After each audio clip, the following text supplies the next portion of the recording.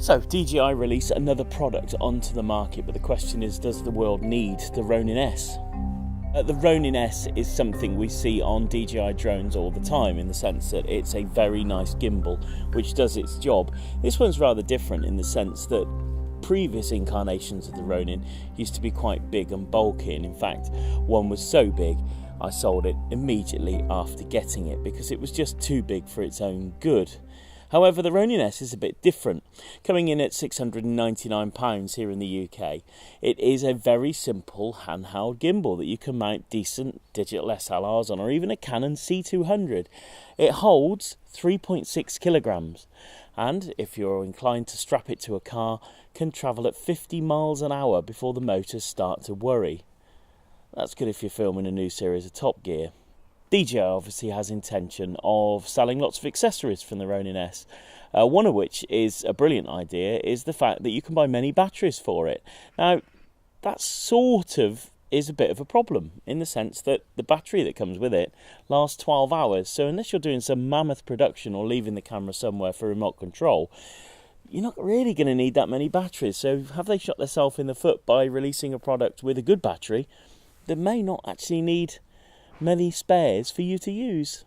Either way, I got over 12 hours before the second light from the bottom started flashing, so that's over 12 hours worth in half a battery. So for me, that's a big thumbs up. On the Ronin, there is 3 buttons. These are mode buttons, so if you like, they're called user buttons or whatever you want to call them, and they're basically for different filming. So you can set the controls to do many different things. I love the ability to swap the camera around, change its axis and roll.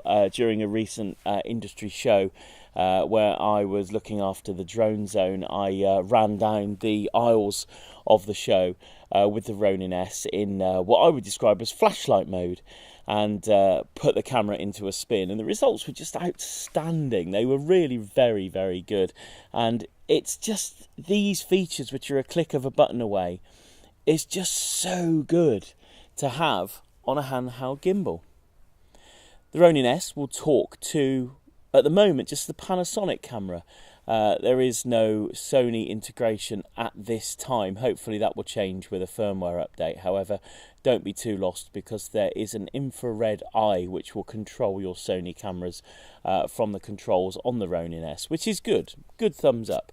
However, it does seem a bit odd that at launch only Panasonics could be controlled. However, for me that's not a problem, seeing as I use that brand of camera.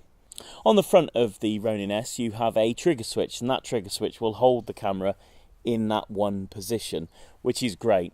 It's good if you wanted to do a low to high shot where you pan up a subject and you want the camera fixed in one particular axis, and then just releasing the trigger means that the Ronin S goes back to doing what it does best, and that's be a gimbal.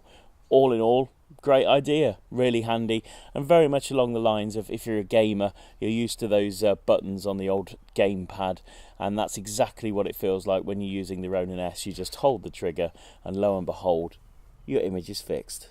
Another massive plus for the Ronin S, and a designer somewhere in China got a massive pat on the back for this, is that the roll motor on the back of the Ronin S is slightly down from the back of the camera, so you don't have an obscured view of your non-pop-outable screen on the back of your camera. So if you don't have an articulated screen, the motor is down enough so you to see the back of the camera without the need of any external monitors, unless you're going blind like me and then you have a monitor strapped to the Ronin S as well, which is absolutely fine, it's no problem. But to have that feature so that somebody's actually moved the motor, big thumbs up, great design. As I said earlier, the Ronin S holds 3.6 kilograms, so that would be a Canon C200, a big old beast. I don't think I'd want to put a red on it, but you could give it a go if you've got more money than sense. So certainly for a DSLR, something like a Panasonic or one of the Sony Alpha, it's easy, it's a no-brainer. It goes on, it balances really easy. The app is fantastic. You can not only control the gimbal with the app, but also it helps you balance it and tells you whether you've got it poorly, good or excellent. So as I mentioned earlier, DJI will be bringing out some accessories for the Ronin S. One obvious one is batteries. The fact that the unit comes in half, you can easily attach a different battery to the underside of it. So therefore, they are looking to put accessories on. You get follow focus as well, which again will only work at the moment with electronic lenses from the Panasonic range. Fingers crossed Sony users will get the birthday present thereafter, and it will all work with a future firmware update. But it's interesting that, speaking to DJI, some of the new things that they have coming out, wireless video transmission, so that you can have a transmitter on the Ronin S and that will go to a screen somebody else can be watching. Also with the follow focus, that will prove invaluable for larger productions where you have a cameraman running around and 2 other operators being able to change the focus and a director that can see what's going on. Invaluable. So that will happen sooner rather than later, so look out on DJI's website to see what is going on with future releases for accessories. It does come with a follow focus, which is a great bonus. So if you do have Panasonic cameras out the box with electronic focusing, great, it'll work from when you've bought it. Do I like it? Yeah, I do. It is heavy. A liar would tell you it's not. But I walked with it for an hour through some of the footage that you've seen here. And I will say, whilst it was cumbersome, it wasn't heavy. It did give you a workout. I thankfully still have some guns left from my early days of playing rugby. But it's not overly heavy. It's more cumbersome in the sense that you have all the axes moving around when you're carrying it with the power off. And it does make it a bit inconvenient. You have the carry case, but then you have to take things apart, so it's easier just to hold it by the top and take it around. It's not the heaviest thing in the world. Certainly with the previous incarnation of the Ronin S, it was lighter, a lot lighter and easier to carry. It wasn't impossible for the hour that we went walking to film some of the shots that you've seen. It wasn't impossible to carry it. It's easy to carry it. Overall, I'm going to say a thumbs up for the Ronin S. I think it's a great product, but as DJI have been proving, certainly recently, certainly with the Osmo Mobile 2 as well, the price is the win-win. $699 is an incredible price for an incredible piece of kit.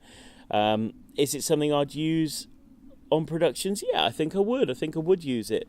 Certainly as a B camera, it's a fantastic tool to have in the arsenal without you setting up glide cams and stuff like that. Would it be the first thing I'd go and grab?